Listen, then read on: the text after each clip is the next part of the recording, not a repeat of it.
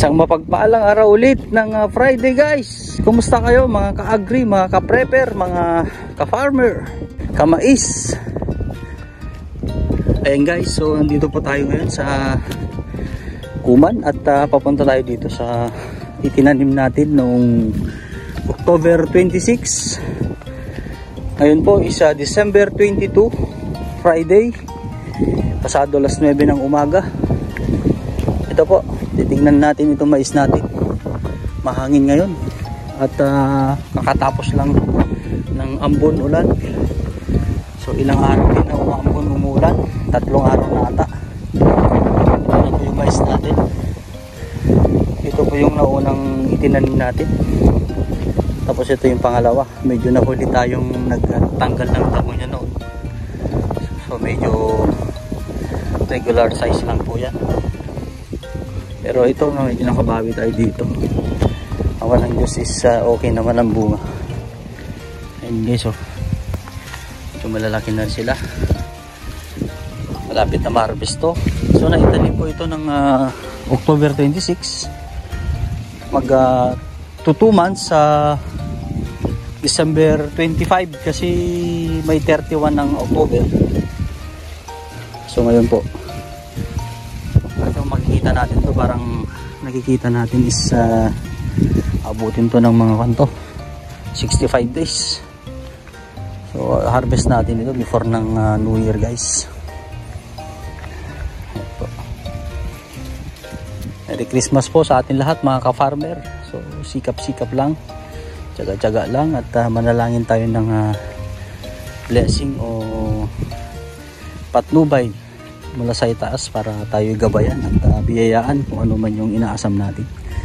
At sa mga ginagawa natin sa buhay, especially ang pagpa-farming, kailangan talaga natin ng grasya at awa ng Diyos para maging maayos at magabayan din tayo. Maayos yung resulta at magabayan tayo sa mga ginagawa natin. Ayan po, ito po yung sweet pear. East West variety. East West seed variety po. Philippines. So, tignan lang natin saglit guys. Awan ng Diyos is kon naman. Malinis naman yung mga bunga niya.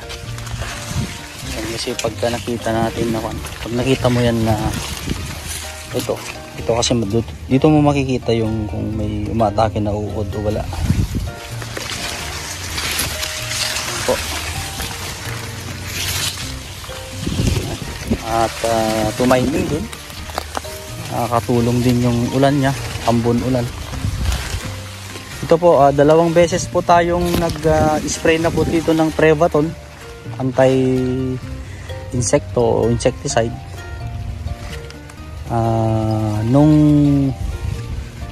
Kung bibilangin natin, 2 weeks ago yung una at last Saturday po yung pangalawa. Yung una po sa talbos, kaso lang lumalabas na yung ibang bulaklak nitong mais noong una 2 weeks ago. Tapos itong pangalawa nung last Saturday lang po, mag 1 week pa lang tomorrow. So ang inisprayan natin nung pangalawa is yung buhok niya, itong buhok niya at saka bunga. Ayun guys, so pasya-pasya tayo saglit guys. Actually ngayon nagpapapitas kami, si Tatang ang nag-lead sa kanila. Papapitas tayo sa mais ni Brad Apyong. Sumaglit lang ako dito kasi hindi pa ako nakapasyal simula nung last week. Ang good thing naman yan, tinapos ko lang yung pag-spray nung last week, Sabado.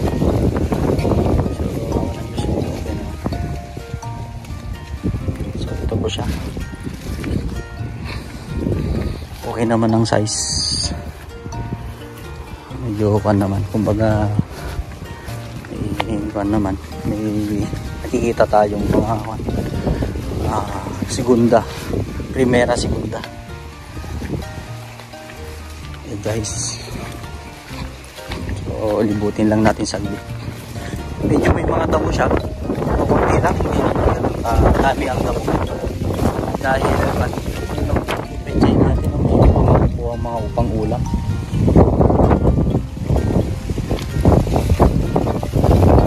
Tayo dito guys. Ang buwan na pwede na.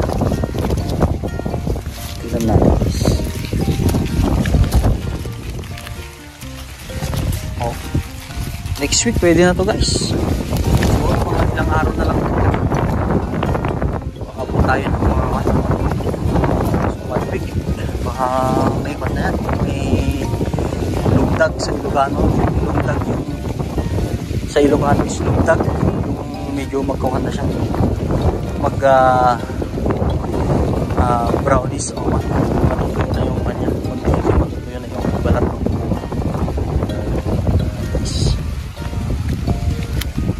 buti hindi natumba yung mga mais natin. Hindi may hangin siya.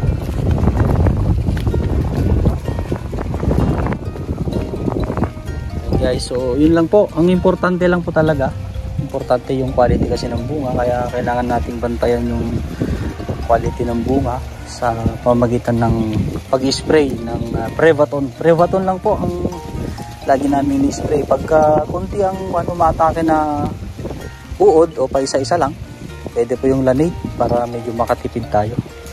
Kasi ang Prevaton po, yung 250 ml is 850 pesos. So yun lang po.